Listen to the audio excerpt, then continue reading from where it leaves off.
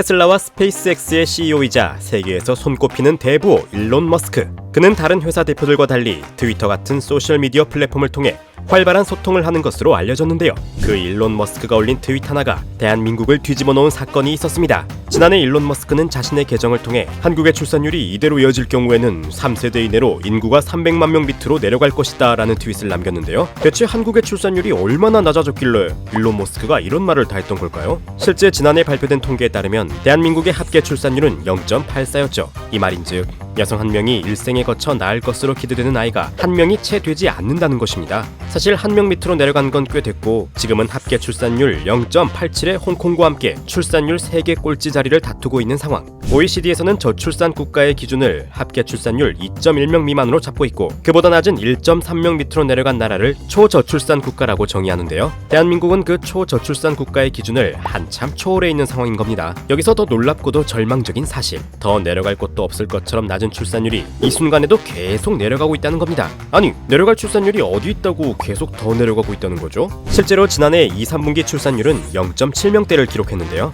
이건 이전에 우리가 세웠던 세계 기록을 우리가 다시 경신한 것이었죠. 말하자면 대한민국은 적어도 저출산이라는 분야에서만큼은 세계에서 최고로 알아준다는 말입니다.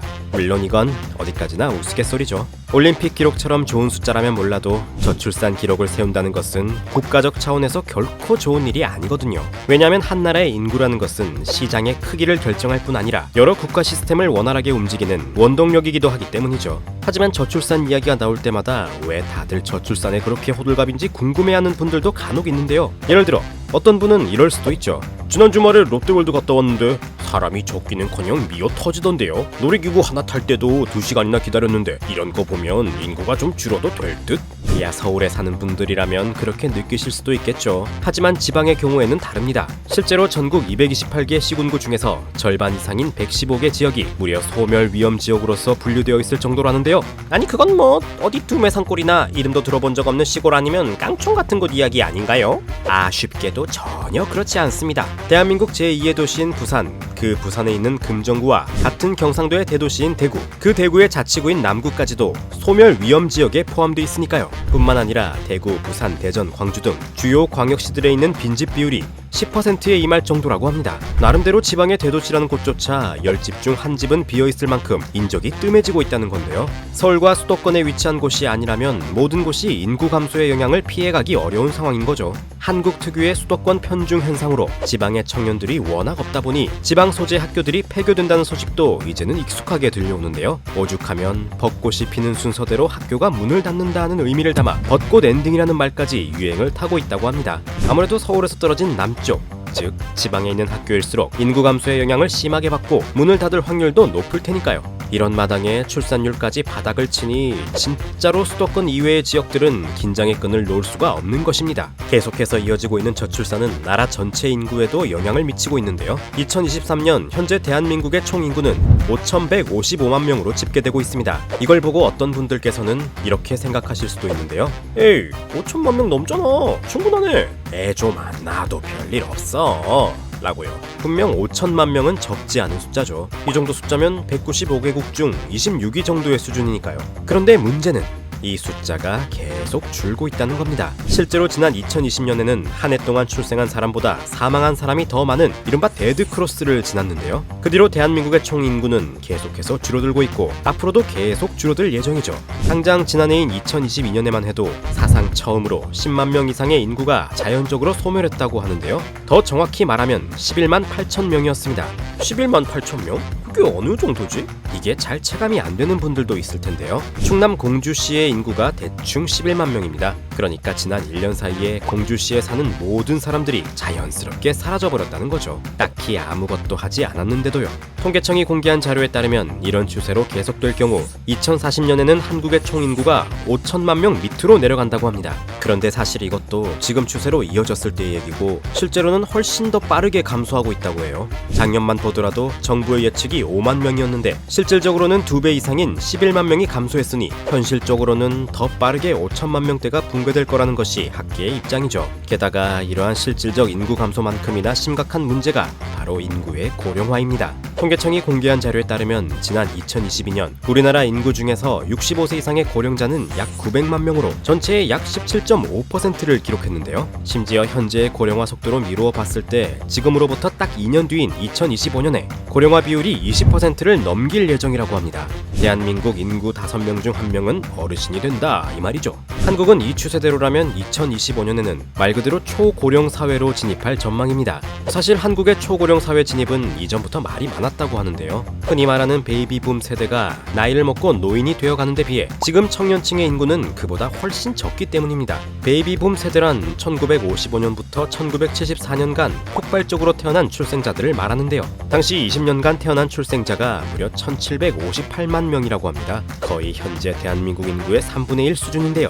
반면 최근 20년간 태어난 출생자의 수는 꼴랑 약 900만 명 정도라고 하죠. 베이비붐 세대랑 비교해본다면 거의 반토막 수준인데요. 그러다 보니 조금만 시간이 지나면 대한민국 사회는 젊은 세대보다 노인층이 훨씬 더 많아질 수밖에 없는 상황이죠. 실제로 우리 사회가 얼마나 빠르게 늙어가고 있는지를 확인할 수 있는 개념 중에 중위 연령이라는 것이 있습니다. 이건 쉽게 얘기하면 대한민국에 살고 있는 5천만 명을 나이 순서대로 줄을 세우는 거죠. 그리고 정확히 중간에 있는 사람, 그러니까 맨 앞과 뒤에서부터 2,500만 번째에 있는 사람의 나이가 몇 살인지를 체크했을 때 그게 바로 대한민국의 중위 연령이 되는 건데요. 이 나이는 우리 사회에서 딱 중간에 위치한 나이이기 때문에 달리 말하면 그 사회에서 이 정도 나이가 돼야 어른이다 라고 할 수 있는 지표로도 볼 수 있습니다. 예를 들어 약 30년 전인 1994년에는 이 중위 연령이 29살이었는데요. 똑같은 해 고 김광석 씨가 30쯤에 라는 노래를 냈었죠. 이 말인즉슨 이때 대한민국에서는 나이가 30살만 돼도 어른 취급을 받았다는 건데요. 이 중위 연령은 계속해서 올라가더니 2014년에는 40살을 돌파해서 지난해에는 45살까지 기록했습니다.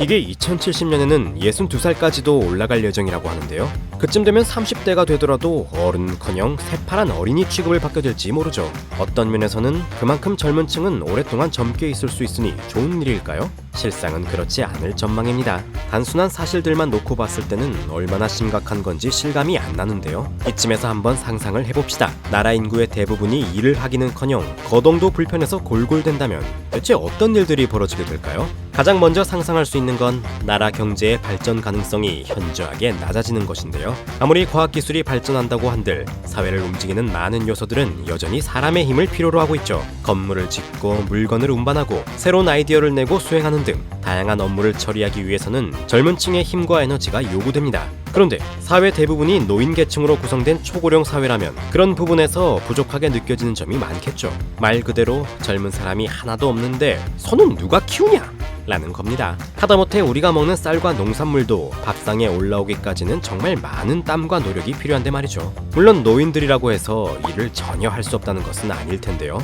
그것도 어디까지나 노년의 나이까지 건강을 잘 유지했을 때의 얘기입니다. 사람은 누구나 나이를 먹기 마련이고 늙고 나면 힘도 체력도 예전 같지 않죠. 이로 인해 나라를 발전시키기 위해 무언가 생산하는 활동도 어려워질 텐데요.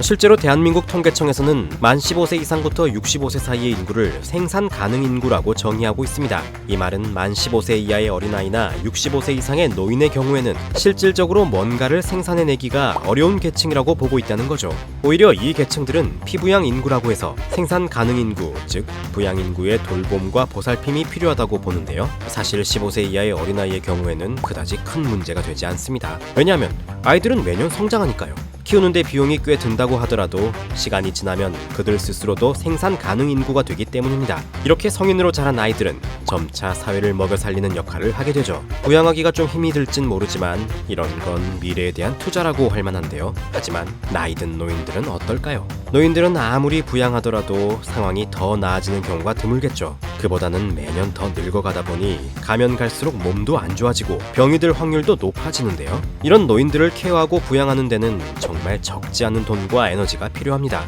사회적인 차원에서도 노인층에 드는 의료비와 복지 비용이 점점 커지면 다른 일을 제대로 할 수 없게 되겠죠. 단순하게 상상만 해보더라도 그냥 해도 힘든 학교 생활이나 직장 생활을 늙은 할머니나 할아버지를 보살피면서 잘 해내기란 쉽지 않은 일이겠죠. 그래서 우리나라는 사회적으로 노인층 부양의 부담을 조금이라도 덜기 위해 안전망 시스템을 마련해 놓았는데요.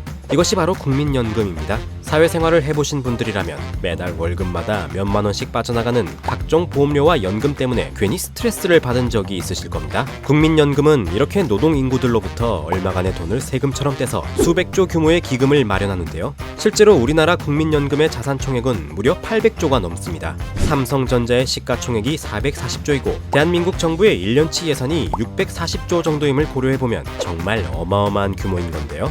설마 그렇게 모은 돈을 그대로 노인들에게 갖다 주는 건가요? 당연히 그렇지 않습니다. 국민연금은 그렇게 모은 돈을 가지고 여기저기 투자도 하고 저축도 하면서 만들어낸 수익들을 바탕으로 노인층에게 매달 연금을 지급하는 건데요. 노년층 인구를 부양하는 사회적 비용이 개인이 부담하기에는 워낙에 크다 보니 이런 시스템을 통해 어느 정도는 보완책을 마련해둔 것이죠. 듣고 보니 이렇게 안전망 구축도 돼 있고 수백조 규모의 기금도 마련돼 있으니 사회가 좀 늙어간다고 해서 그렇게 큰 문제가 생길까라는 생각이 드실 수도 있겠는데요. 늙어서 할 수 있는 일이 없더라도 연금을 받으면서 생활하면 그만이니까요. 하지만 문제는 이 어마어마한 규모의 국민연금조차 2057년이 되면 전부 고갈되어 사라질 위기에 있다고 합니다. 아니, 돈이 한 푼 두 푼도 아니고 수백조나 되는 돈이 어쩌다가 고갈이 돼요? 대답은 간단합니다. 연금을 지급해야 할 노년층이 시간이 갈수록 더 많아지기 때문이죠.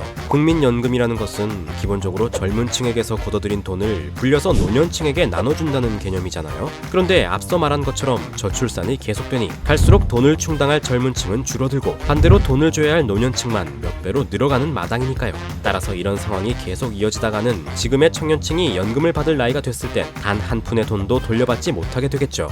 수십 년간 월급에서 빠져나간 돈이 막상 받을 때가 되자 다 증발해버렸다면 정말 애가 타고 속이 터질 지경일 겁니다. 심지어 이러한 사실은 비밀도 아니고 국민연금 측에서 인정을 하는 부분인데요. 몇십 년 뒤 고갈될 것이 뻔한데도 이렇다 할 대책을 세우고 추진하기가 어려운 이유는 무엇일까요? 그야 당연히 우리나라의 저출산과 고령화가 그만큼 심각하기 때문이겠죠. 대부분의 인구는 머지않아 노인이 될 중장년층에 모여있는 대한민국인데 합계 출산율은 기록적으로 낮은 상황. 전문가들은 대한민국이 곧이어 인구 절벽을 경험하게 될 것이라며 하나같이 입을 모으고 있는데요. 인구 절벽이란 생산 가능 인구가 급격한 속도로 줄어든 나머지 절벽이 깎인 모양의 인구 분포가 되는 현상을 일컫는 말입니다. 이제 이 인구 절벽 현상은 더 이상 어떻게 해볼 수 있는 것이 아닌 곧 다가올 현실이 되었는데요. 왜 다른 어떤 나라도 아닌 우리나라가 이렇게 돼버린 걸까요? 그거야 앞에서 질리도록 얘기한 초저출산 때문이라고 할 수 있겠죠? 그렇다면 대체 무슨 이유로 상상 이상으로 낮은 출산율이 이렇게 오랫동안 이어지고 있는 걸까요? 이 원인에 대해서는 정말 많은 학자와 전문가들이 분석해내놓은 것들이 많은데요. 누군가는 양육이 문제다. 애를 낳고 키우는데 너무 많은 비용이 들어서 사람들이 애를 낳지 않는 것이다 라고 하고, 또 누군가는 집값이 문제다. 부동산 가격이 천정부지로 오르니까 애를 낳고 키울 집이 없어서 그런 거다 라고 하죠. 한편으로는 최근 몇 년간 심해진 젠더 이슈를 핵심 문제로 들면서 젊은 남녀들 사이의 정치적 사상적 갈등이 저출산의 원인이라고 주장하는 목소리도 나오고 있습니다. 이런 문제들을 하나하나 파고들고 분석하려다 보면 밑도 끝도 없겠죠. 다만 최근 서울대학교 조영태 교수는 우리나라 초저출산의 원인으로 수도권의 청년층이 편중되어 있기 때문이라고 지적해 많은 이목을 끌었는데요.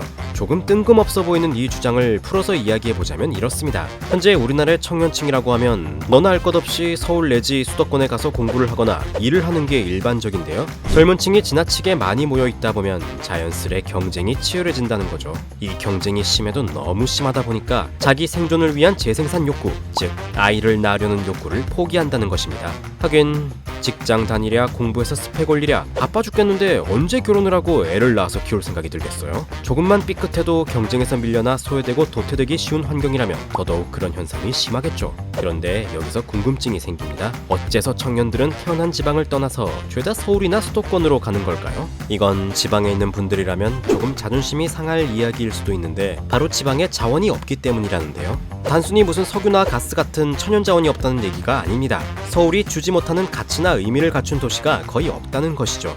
지금 정부가 균형 개발이다 뭐다 해서 지방에 예산을 써서 만든 도시들은 대부분 서울을 어중간하게 따라 만든 것에 불과하다는 건데요.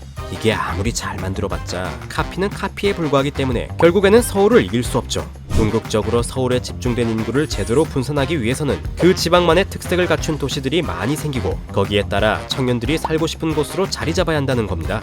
홍익대 건축학과 유현준 교수는 최근 서핑 도시로 자리매김하고 있는 강원도 양양을 좋은 예시로 들었는데요. 서울에는 없는 푸른 동해바다와 함께 젊은 층 중심의 서핑 문화가 합쳐진 결과 계속 줄어들기만 하던 인구가 최근 들어 늘어날 기미를 보이고 있죠. 이렇듯 저출산과 지역 균형 개발은 언뜻 봤을 때는 별 관계없는 것처럼 보이지만 저출산 문제 자체가 매우 다양한 요소가 복잡하게 얽히고 설켜 생겨난 만큼 근본적인 문제부터 해결해 나가려는 관점의 변화가 필요해 보입니다. 실제로 조용태 교수를 포함한 많은 전문가들은 인구 문제 해결을 위해 단순히 국가 예산을 퍼붓기만 할 것이 아니라 목적과 방향성이 뚜렷해야 한다고 지적했죠. 그러려면 정치권에서 역시 저출산 문제를 지금보다 더 진지하게 받아들여야 할 텐데요.